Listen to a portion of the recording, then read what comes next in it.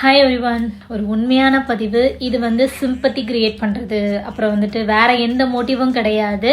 அந்த பொண்ணு கேட்ட கேள்விக்கு நான் வந்து எல்லாருக்கும் பதில் சொல்லணும்னு விரும்புகிறேன். ஏன்னா நம்ம கடந்து வந்த பாதையை என்றைக்குமே மறக்கக்கூடாதுங்க. இட்ஸ் ரியல் ஸ்டோரி, என்னோட லைஃப்பில் நடந்த ஸ்டோரி. என்ன அப்படின்னா, நான் இப்போ வந்து ஆர்ஃபனேஜுக்கு ஃபுட்ஸ் எல்லாம் கொடுத்துட்ருக்கேன். அந்த மாதிரி கொடுக்கும்போது மாதம் கொடுக்குறோமா, ஒரு சிலது தெரிஞ்சு பண்ணுறோம், ஒரு சிலது வந்து நம்ம அதிகமாக சொல்லிக்கிறது இல்லை.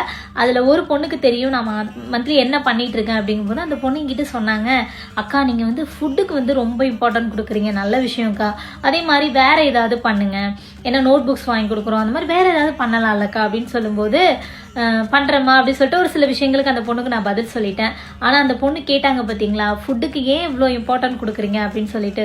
நிறைய பேர் சொல்லலாம், நான் வந்துட்டு நான் சாப்பிட்டு வாங்கி சாப்பிட்ட இடத்துல வந்து புழு நிறையா இருந்தது அப்படின்னா. Yes, of course. நான் வந்து ஹாஸ்டலில் படிக்கும்போது புழு வந்து பார்த்திங்கன்னா அரிசியில் நிறைய மிதக்கும். அப்புறம் வந்துட்டு இந்த ரவை உப்புமா, கோதுமை உப்புமா, அதெல்லாம் புழு இருக்கும். பட் அதை நல்லா அலசிட்டு தான் கொடுப்பாங்க.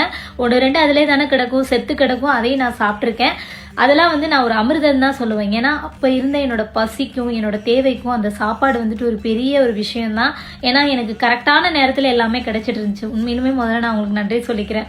ஆனால் அதுக்கு முன்னாடி நான் எங்கள் அம்மா அப்பா கூட இருக்கும்போது எங்கள் அப்பா வந்து கேன்சரில் இறந்து ஒரு 8 மாதத்தில் வந்துட்டு எங்கள் அம்மாவுக்கு ரொம்ப சிவியர் ஆகிடுச்சுங்க. எங்கள் அப்பாவோட நினப்பிலே வந்துட்டு எங்கள் அம்மாவுக்கு ரொம்ப ஹெல்த் இஷ்யூ ஆகி எங்கள் அம்மா படுக்க எந்திரிக்க முடியல.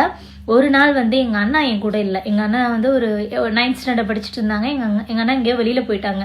அப்போ என்னால் பசி தாங்க முடியல, வீட்டில் ஒன்றுமே இல்லை. அப்போ குருதில் வந்து அரிசி வச்சுருப்போம். நிறைய பேருக்கு தெரியும், குருதுக்குள்ளே வந்துட்டு அரிசி கிடையாது, நெல். அந்த நெல்லை இடித்து எங்கள் வீட்டிலலாம் சாப்பாடு செய்வாங்க 90s.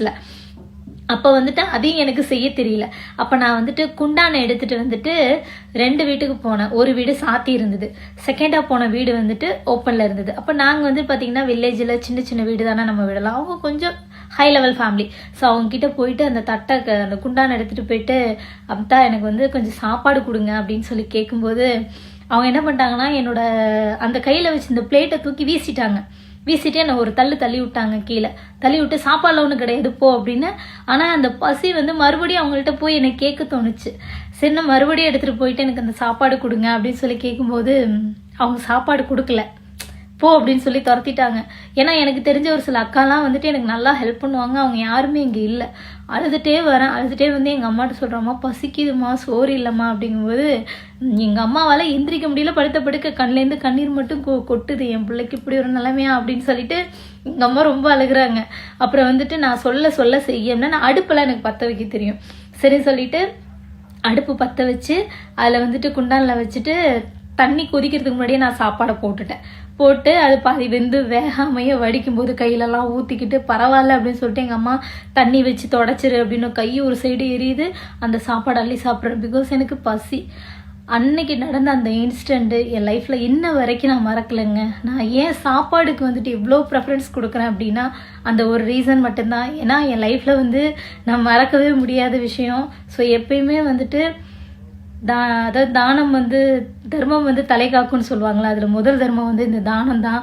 ஸோ முடிஞ்ச அளவு வந்துட்டு சாப்பாடு நிறைய கொடுங்க. ஏன்னா சாப்பாட்டுக்காக ஒரு சில கண்ட்ரீஸ்லலாம் ஃபுட்டே இல்லாமல் ரொம்ப கஷ்டப்படுறாங்க.